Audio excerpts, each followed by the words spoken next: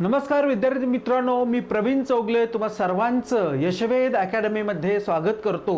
मित्रांनो, आज आपल्या व्हिडिओचा विषय आहे की राज्यसेवा पूर्व परीक्षेचा निकाल कधीपर्यंत लागू शकतो। आपल्याला मित्रांनो माहिती आहे, आपल्याला कल्पना आहे की आपली जी पूर्व परीक्षा झालेली आहे राज्यसेवेची, तर ती 31 मे 2026 रोजी झालेली आहे।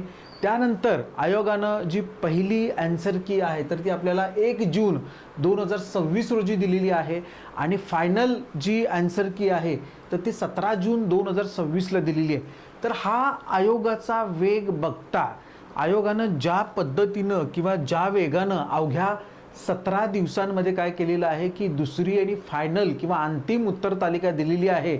आयोगाचा हा वेग लक्षात घेता आपला जो निकाल आहे तो निकाल सुद्धा लवकरात लवकर लागण्याची शक्यता आहे। तर आयोगाचा हा स्पीड आपण लक्षात घेऊन असा एक अंदाज बांधू शकतो की आपला जो निकाल आहे तर तो निकाल 1 ते 15 जुलैच्या दरम्यान लागण्याची दाट शक्यता आहे। तर त्यानुसार सर्व उमेदवारांनी काय करायचं आहे की आपापल्या, तुम्ही तर तयारीला लागलेलेच आहात, पण आपली तयारी आता पुढच्या स्टेजला नेणं पण काय आहे की तेवढं गरजेचं आहे। तर त्यामुळे निकालाच्या बाबतीत जी काय आपल्या मनामध्ये धाकधूक आहे तर त्या धाकधुकीचा विचार न करता टेंटेटिव्ह 1 ते 15 जुलै हा कालावधी लक्षात ठेवून तुम्ही तुमची पुढील रणनीती ठरवावी, हे मी या ठिकाणी तुम्हाला सांगतो।